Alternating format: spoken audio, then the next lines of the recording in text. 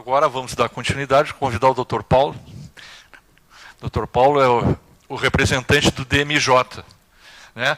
Eu digo para vocês assim que os psicólogos ficam temerosos, mas eu fiz esse convite para o DMJ e eu vi que os profissionais do DMJ ficaram um pouco receosos, né? Então eu vou dizer, eu estava comentando até assim, pô, será que por que as pessoas têm tanto temor dos juízes? Né? Algo deve ter nesse contexto que incomoda os outros profissionais também, porque o DMJ teve, a doutora Sônia não, porque ela já conhecia, está trabalhando, mas o pessoal do DMJ fizeram reuniões, quem é que ia falar, quem é que ia vir e assim por diante. Porque nós temos que conversar mais e construir juntos. Dr. Paulo Nardim. Muito obrigado. Primeiramente, eu gostaria de agradecer o convite na pessoa do desembargador da Auto-E, que organizador desse evento, junto com a desembargadora Denise e o desembargador Sudbrack. Eu vou pedir licença para falar em pé, porque eu vou ter que... Com licença.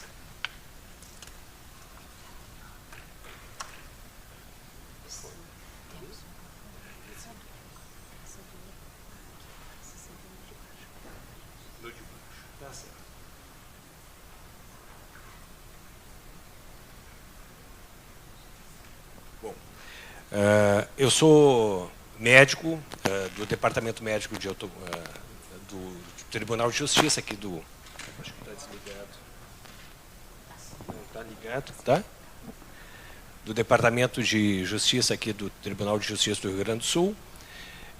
E eu vou tentar colocar mais ou menos como é que é a posição, como é que é a forma que é conduzido o nosso processo aqui, quando nós somos nomeados, no caso, para atuar num processo do Tribunal de Justiça.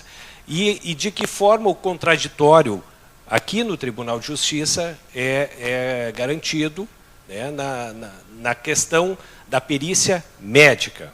Porque nós temos a perícia médica e a perícia psicológica, que é regida por órgãos do Conselho de Psicologia. Né?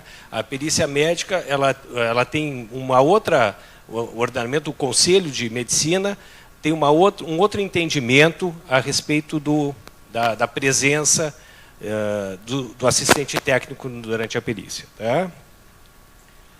Então, voltando aqui, o nome técnica e ética é exatamente para demonstrar que a técnica de perícia que está determinada nos órgãos, dos conselhos, nos códigos de processo civil, nos códigos de processo penal, no Código Penal brasileiro,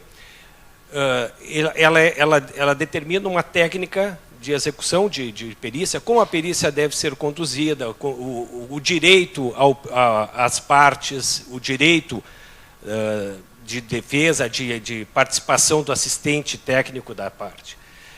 Mas existe também a questão ética, que nós não podemos fugir, que é do Conselho de Ética. O Conselho de Ética também coloca normas e regras que devem ser seguidas pelo profissional médico para não ferir também a questão médica. Porque nós não podemos esquecer que o ato pericial não deixa de ser um ato médico. E isso é uma coisa que tem que ser levada em conta. Então, assim... o trabalho do perito médico ele está sob a égide de preceitos desses códigos, de processo civil, de processo penal, o penal brasileiro e o Código de Ética, como já foi falado. Nos conceitos de perícia, sempre bem rápido, o que é uma perícia? A perícia é aquele conjunto de procedimentos técnicos. Quando se consegue técnica material ou fazer com que o resultado da perícia seja material, é muito fácil, é muito tranquilo.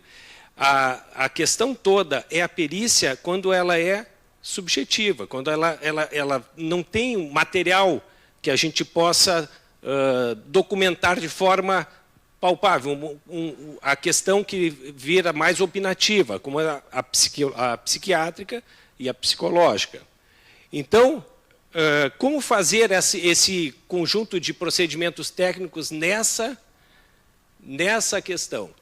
O perito nada mais é que o atuante, o técnico, aquele que vai transformar as informações do ato pericial em algo palpável, em algo que vire uma informação relevante, importante para o auxílio ao juiz. Então, nessa forma, toda aquela informação que é tirada, que é recebida na hora do processo, ela vira laudo, ela vira um documento, ela vira uma prova. Então, ela se materializa num laudo. Então, a questão da perícia, a dificuldade é essa, é transformar a informação em prova técnica, em laudo. Bom, aqui na prova técnica, sempre a prova técnica ela é motivada por uma nomeação. O juiz, quando sente a necessidade de ter um auxílio técnico para o entendimento da causa que está sendo averiguada naquele processo, ele pode lançar mão do assistente técnico, do perito, no caso. Ele nomeia um perito. E no momento da nomeação do perito, ele já abre, e aí já começa o contraditório, ele já abre prazo às partes para oferecer o perito assistente e os quesitos que serão respondidos pelo perito do juízo. Então, o CPC já começa dando o direito ao contraditório já no ato da nomeação. No momento que o juiz nomeia, no mesmo ato da nomeação, ele já abre o prazo para que ocorra a apresentação da nominata dos peritos dos assistentes técnicos e os seus quesitos. Tá? Bom, nomeação, impedimentos e suspeições. Normalmente a nomeação é um ato obrigatório de aceitar. Existe no direito que todo o cidadão deve servir à justiça. E como ele não vai servir à justiça? Bom, ele pode, por motivos que lhe parecer declarar-se impedido, por situações bem pontuais, suspenso de participar ou, por motivo legal, até pedir escusas da nomeação. Tá? Neste caso, esses são os motivos de escusa, mas tem alguns particulares. Tá? A nomeação sempre é de livre escolha do perito. Tá? Isso, em grandes centros, parece algo bastante tranquilo, porque nós temos uma nominata de peritos nos tribunais que é enorme. Então, tem peritos em número e qualificações diversas. Mas em regiões distantes, onde o juiz não tem essa nominata, em centros afastados, onde não tem universidades com formação de profissionais, como é que faz esse juiz? Ele tem a prerrogativa de livre nomeação. Né? E essa prerrogativa de livre nomeação faz com que ele possa nomear pessoas que têm formação, né? Mas que talvez não específica. Tá? Mas, assim, pode nomear por uma perícia psiquiátrica um clínico? Pode. Se ele achar que o clínico tem condições de oferecer informações adequadas para aquele caso, para a resolução daquele caso, ele pode. E o clínico, se sentir com insuficiência técnica ou de conhecimento técnico, ele pode pedir escusas? Pode. E o que pode acontecer? Pode acontecer isso. Diante da discricionariedade do juiz, ele pode aceitar ou não o motivo legal. Esse motivo pode ser aceito ou não pelo juiz. Se o juiz julgar que não, ele disse que não tem conhecimento técnico, mas eu acho ele um bom médico, acho que ele tem condições de fazer isso aí e não aceitar, ele é obrigado a fazer. Então, isso aqui é um problema que já começa a ocorrer nas regiões distantes dos grandes centros, pela falta de profissionais disponíveis para exercer a função de perito. o contraditório que a gente sempre coloca, muitas vezes ele é mais fácil em grandes centros e muito complicado em regiões distantes. Então, nós temos que lembrar que o judiciário ele não age só nas capitais, ele age também no interior do estado, onde nós temos um número bastante restrito de profissionais. Então, às vezes, tu oferecer essas condições de contraditório no interior, em regiões muito longínquas, é muito mais difícil do que aqui. Imparcialidade, vamos voltar aqui, isenção e autonomia. São os preceitos que todo perito nomeado e os assistentes técnicos têm não podem abrir mão, eles têm que ter isso para o exercício da sua função, da sua nomeação. E aí, o que eu quis colocar com isso é que esses ditames da profissão, eles já estão previstos no Código de Processo Civil, que no artigo 473 coloca que o perito e os assistentes técnicos podem valer-se de todos os meios necessários. E aí fala entrevista, documentação, requisitar testemunhos e tudo mais. Eles têm direito de buscar todos os meios necessários para chegar à informação e à formação de uma prova pericial boa e adequada. Quando coloco isso, na entrelinha, a gente já está percebendo o quê? Que o CPC, no seu Código 473, já está garantindo, no caso da perícia médica, o contraditório. Depois nós temos aqui respeitar, isso aqui é um decreto do Conselho Regional aqui do Rio Grande do Sul, aqui subiu um pouco a tela, né? Os peritos e como assistente técnico, então, novamente, o Conselho reconhece a figura do assistente técnico como membro participante do ato da perícia. Tá? O ato da perícia está também referendado e também garantido aos assistentes técnicos no decreto 20.931/32 do Conselho Regional, mostrando também que eles têm respeitar a liberdade e independência de todos os envolvidos, tanto assistentes quanto peritos, então eles têm toda a liberdade e independência, todavia não devem furtar-se da sua, permitir invasão de competência da sua atividade, não se obrigando a acatar sugestões simplesmente porque foi dada por um ou por outro, então eles agem no mesmo ato, mas são totalmente independentes. Tá? E isso o Conselho reconhece nessa coisa.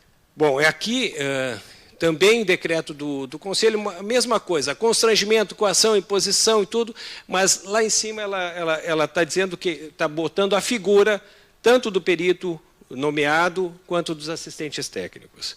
Então, coloca sempre o contraditório. E o Código de Ética, que foi publicado em 2018, também é bem recente, do Código de Ética brasileiro, do médico, não pode, em nenhuma circunstância, renunciar à sua liberdade profissional. Tá? Então, coloca sempre que o médico ele tem que agir, seja ele dentro do ato pericial, ou como nomeado perito do juízo, ou como assistente técnico, ele tem que agir com total liberdade profissional. Bom, visto isso, a questão dos prazos.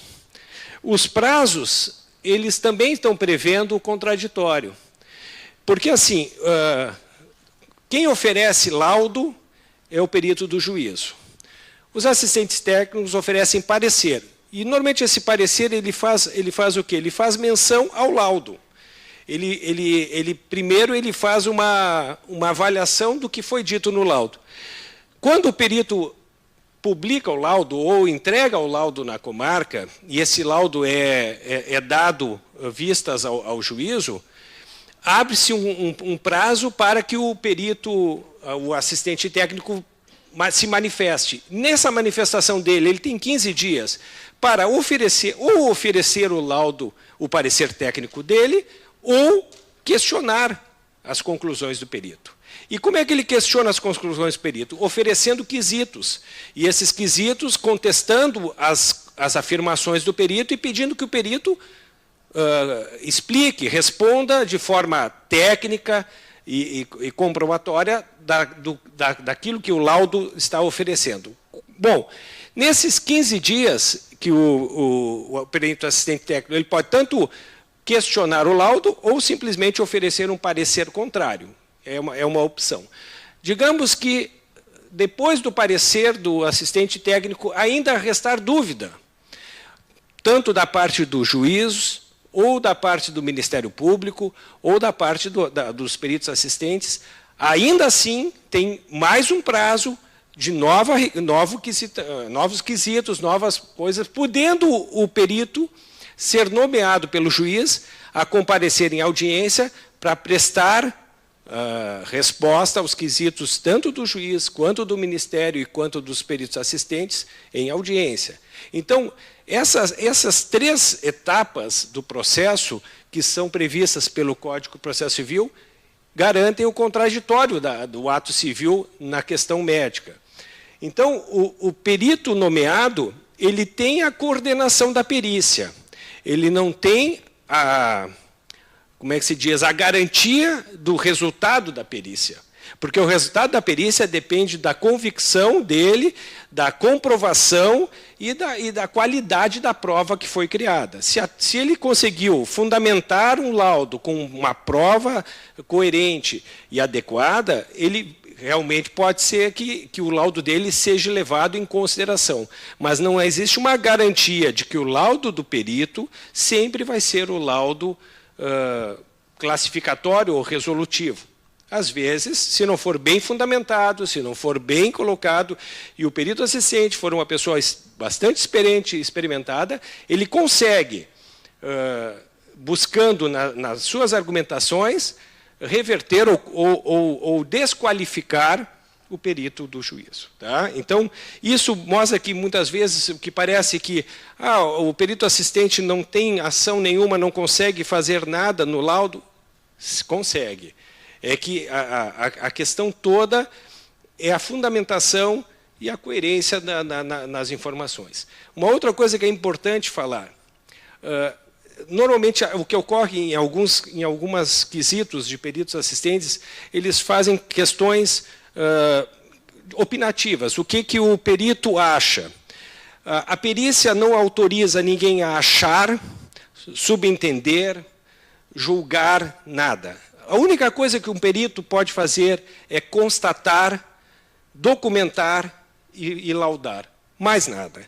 Se ele não tem como, ele pode até suspeitar que aquela situação tenha um resultado X, mas ele não tem como comprovar isso, não existe documento, não existe como ele fazer prova documental. O perito não está autorizado a fazer juízo, ele não pode julgar.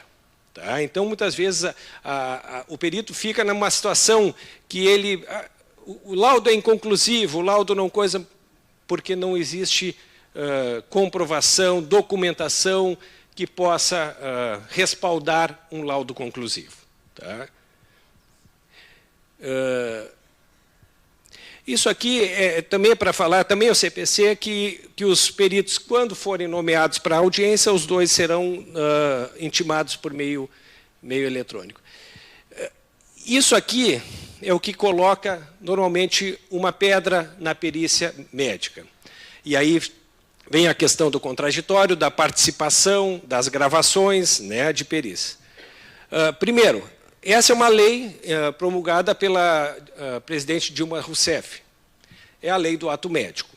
Tá? Essa lei, que agora é lei, no artigo 5º, coloca privativo dos médicos, inciso 2º, perícia, auditoria médica, coordenação, supervisão vinculadas à forma imediata e direta das atividades privadas de médicos. Então, perícia e auditoria médica é privativo. E aí começa aquele problema. E quando chega um assistente técnico nomeado pelo juiz, porque o juiz tem direito de nomear, ele tem livre autorização de liberdade de nomear a quem ele bem entender, né? Chega um perito para participar de uma perícia médica e não é médico. O que fazer? Está nomeado, está nos autos, o juiz determinou, mas ele não é médico. No Código de Ética e também na lei do ato médico, proíbe participação de ato médico quem não for médico, sob pena disso infringir no sigilo, infringir no direito do paciente, infringir no ato ilegal da profissão, porque se o ato médico, o ato pericial, a auditoria é um ato médico, no momento que eu autorizo um não médico a participar desse ato, eu estou autorizando uma pessoa a exercer a minha profissão de forma ilegal. E pior que isso é de forma, como é que se diz, oficial. Então, já ocorreu, eu sou otorrinolaringologista. Então, muitas vezes, chegou no meu consultório, ou no meu consultório não, aqui no DMJ mesmo, perícias com um perito assistente nomeado. É da minha obrigação identificá-lo e verificar as qualificações dele.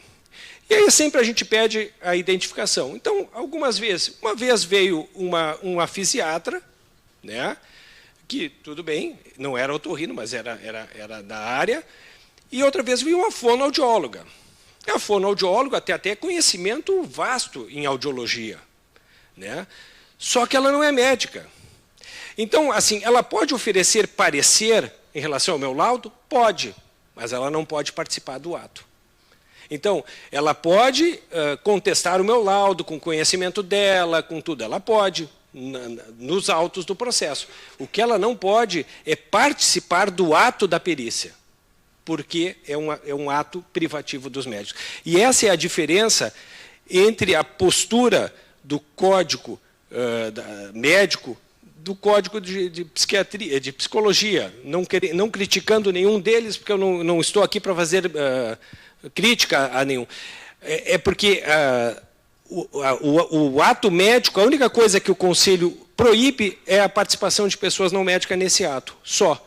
Mas que eles reconhecem e defendem a presença do assistente técnico, inclusive punindo, há punição se caso, não só pelo CPC, mas também pelo Conselho, se for uma obstrução do trabalho de alguém corretamente nomeado, habilitado e tudo mais. Tem uma outra particularidade sobre a participação em ato de perícia. Isso ocorre não com muita frequência, mas talvez em centros maiores, talvez no Rio ou em São Paulo, que tem um fluxo de pessoas de outros estados maior, uma pessoa ser nomeada para fazer uma perícia fora do seu estado. Então, aqui já aconteceu de chegar uma pessoa aqui para um perito médico nomeado perfeitamente e chegou para fazer a sua perícia, né? Foi recebido e tudo mais. Só que apresentou a sua identificação o Conselho Regional do Estado que ele era destinatário dele. Em rápida pesquisa no Conselho Regional, médicos ativos, não constava como médico ativo. Isso é impedimento. Porque o Conselho exige que o médico, para exercer a profissão, se eu quiser exercer a minha profissão no Rio de Janeiro, eu tenho que procurar o Conselho do Rio de Janeiro, mesmo sendo registrado em Porto Alegre, eu tenho que procurar o Conselho do Rio de Janeiro, me registrar, estar habilitado para que o Conselho possa ter o controle do meu trabalho. Por que isso? Porque não tem como tu controlar o ato de um profissional que não está registrado no Conselho daquele Estado. Então, isso também é uma norma que tem que ser seguida. Ah, mas eu vou fazer uma perícia lá em São Paulo, eu preciso me associar ao Conselho, pagar a anuidade? Não, tu pede uma autorização só para aquele ato. Então, o Conselho te concede, mas tem que ter essa regulamentação. Bom, isso é a outra coisa que o Código de Ética cria o problema, que é a questão do sigilo. Porque o ato médico, É claro que o ato pericial não é comparável em igual teor ao ato médico-paciente, perito, periciado. Mas o sigilo não se exigue aí, não some nessas horas. Então, o que acontece? Aonde o ato médico está autorizado, o sigilo está autorizado na perícia? Em tudo que for relevante à perícia. Então, qualquer informação dada em perícia e que seja relevante para a conclusão do laudo está autorizada. O que for irrelevante está totalmente condenado. Então, assim, as informações, e aí começa aquela coisa, por isso que o ato só pode ser participado por médicos, porque todos eles respondem pelo seu sigilo daquele ato. Essa situação que o desembargador Daltoé comentou da gravação, na verdade não existe uma proibição de gravação, na verdade não tem regulamentação nenhuma sobre gravação de ato pericial ou ato médico, mas existe uma norma que o Conselho Federal e o Conselho Regional colocaram, de medicina, que coloca assim, que o ato médico, que a gravação de atendimento médico, pericial ou até clínico, no meu próprio consultório, ele pode existir, mas ele tem que ter, primeiro, a concordância de todas as partes, não é só a minha concordância. Não adianta eu vou gravar, porque depois uma paciente dessa vai dizer que eu estou assediando ela, então eu vou gravar. Não, se eu não tiver a concordância da paciente por escrito, é uma invasão. Então, eu tenho que, para todos os meus pacientes, entrar no meu consultório e dizer, a senhora quer, olha, meu consultório tem gravação interna, a senhora assina aqui que vai aceitar. Não aceito, então, ou eu desligo a câmera, ou a senhora não vai ser atendida. Mas essa é a regra, porque todos que vão ser gravados precisam estar cientes de que estão sendo gravados e precisam concordar. Tá? Então, essa é a questão. Eu acho que eu concordo que a gravação vai ajudar muito, vai resolver muita coisa, vai eximir muita dúvida a respeito da validade daquele ato, né, da certeza de que foi seguido os passos corretos, mas ela ainda precisa uma regulamentação bastante forte. Pena que ficou fora de foco, né? Eu quero ver se eu consigo, pelo menos, a questão do ato lá para falar para vocês. Então, a questão do sigilo é sempre a mesma coisa. Ele vai ter guardar sigilo sobre os seus atos, né? Sob força sempre de lei. O Código de Ética, ele fala várias vezes sobre esses fatos que são relatados, o direito, o sigilo, a responsabilidade das partes, mas o que eu queria chegar aqui era falar uma outra coisinha para vocês. Era isso aqui. É esse parecer do CREMERS. Tá? O parecer é de 21 de 2017. O questionamento foi esse, se era permitido a gravação de uma perícia ou de uma administrativa ou previdenciária com finalidade de uso de complementação de laudo. Mais ou menos é a ideia, complementar laudo. E a conclusão é que era possível a realização da gravação da filmagem do ato pericial, lato sensu, desde que se observe todas as normas legais e éticas quanto à responsabilidade do perito, da autorização, quanto à responsabilidade do sigilo, da guarda, que é outra coisa que é um detalhe. Quem vai ficar detentor dessa gravação? Né? Quem vai ficar, porque assim, essa gravação não pode ir para o processo, porque daí ela não é mais, aí ela virou, aí todos os advogados, todos vão assistir, e aí tu tá abrindo um sigilo médico que foi autorizado para ti e para os teus pares que estão ali naquele ato. Então, aquela guarda. Então, a regulamentação tem que fazer com que essa gravação ela fique exclusivamente para a formulação de laudo e parecer.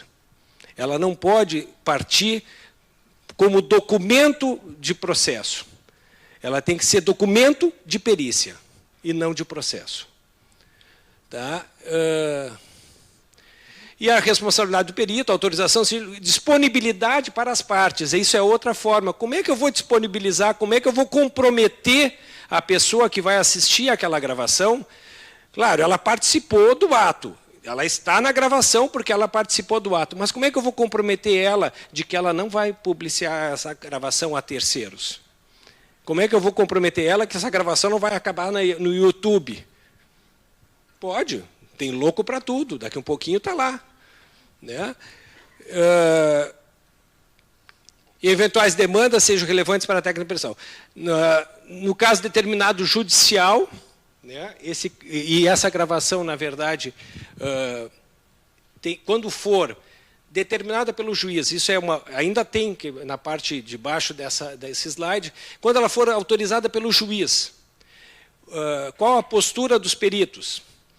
Bom, na discordância de que seja gravado o ato, se um dos peritos, ou o perito, ou os assistentes éticos, se discordarem, ou até o próprio paciente, né, ou o periciado, se discordarem da gravação, o perito tem o direito de se declarar impedido por não concordar pela determinação.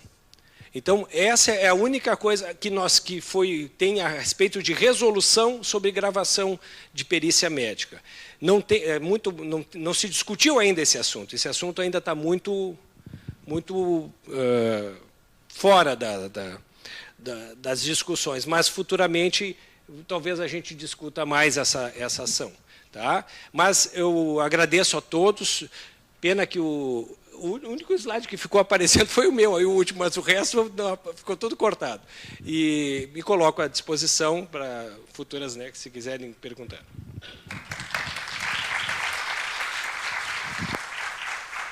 Obrigado, doutor Paulo. Sempre esclarecendo. Colocar coisas práticas aqui para você. Guardar sigilo é complicado. Porque hoje, quando a gente tinha os autos físicos, a gente botava num envelope, grampeava e achava que estava sigiloso. Eu não sei se vocês se recordam, foi um processo que eu trabalhei aqui na Câmara Criminal, que ganhou notícia no mundo, que o promotor espinafrou uma menina que se retratou de um estupro do pai. Ele perdeu, porque essa menina teve o aborto autorizado, e depois chegou em juízo e se retratou, o que só ia acontecer, né? A família cobrando isso, ele era o provedor.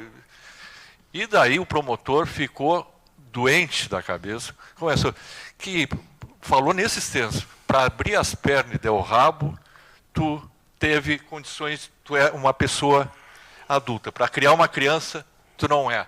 E eu vou te mandar para a fase que tu vai ser estuprada lá e assim por diante. Nós nunca vazamos isso, porque é algo que corre em sigilo. Só que no outro dia, uma repórter da Zero Hora já tinha acesso a isso. E eu conheço ela, eu perguntei, como é que... Adriana Irion. Adriana, como é que tu conseguiu? É sigilo da fonte. Sigilo da fonte. Aí o sigilo vale. Não é. O sigilo da fonte. O da fonte vale. Até hoje eu converso com ela, ela não me diz. Porque passa por tanta gente dentro do judiciário. Passa pelo DMJ, passa pela secretaria, passa pelo estagiário, passa por uma gama de pessoas que a gente não sabe quem.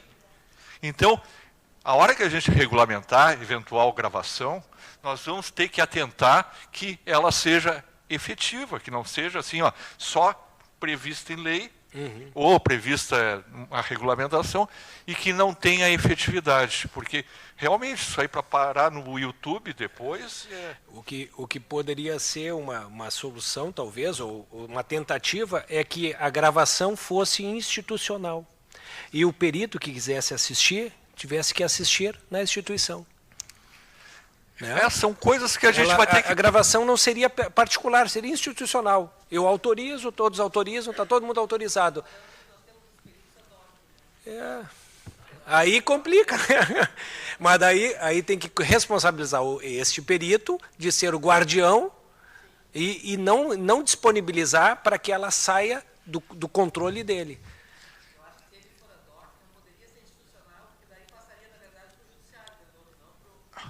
São coisas que nós vamos ter que pensar no futuro, porque se fosse fácil já tinham feito. Sim. Né? Já tinham feito. É porque a matéria é complicada, sim. E esse negócio de um meter o piteco na atividade do outro, querer dizer que o médico, o psicólogo tem que agir dessa forma, assim, vai ter juiz, vai ter promotor que também vai fazer isso. Né? E tem médico, psicólogo que vai querer julgar o processo também. A convivência humana é uma coisa que está sendo construída ainda. Né? Nós temos um pouco de dificuldade, mas acho que temos condições. Alguma pergunta, doutor Paulo? Alguém quer fazer algum questionamento?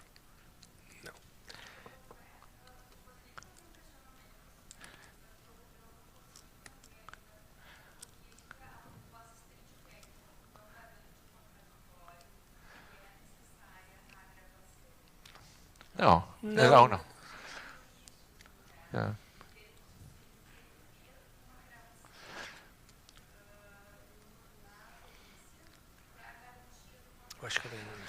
Não, é porque, olha, no meu entendimento, um assistente técnico, a doutora Sônia só trabalha como assistente técnica, ela não tem um acesso total daquela prova que foi produzida. Ela não sabe, ela não tem.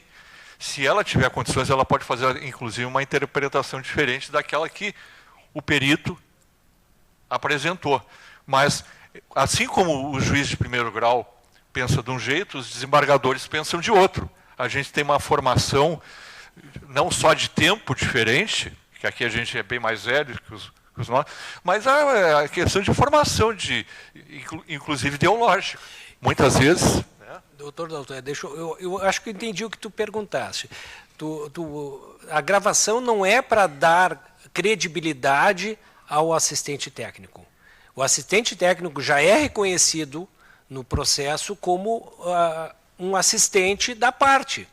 E ele tem a sua credibilidade conforme a argumentação e o que ele apresentar na sua sustentação do laudo pericial.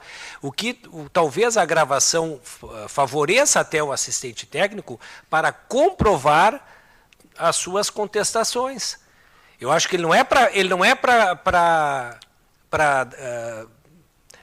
dar credibilidade à contestação do assistente técnico. Não é essa. Na verdade, ele até vai servir como um instrumento para proteger a tua argumentação, no caso, se tu for uma assistente técnica do caso, nas tuas contestações, porque aquilo que tu afirmares naquilo estará gravado e tu poderá provar. Mas não é para te dar credibilidade ou tirar a tua credibilidade. Essa não seria a função.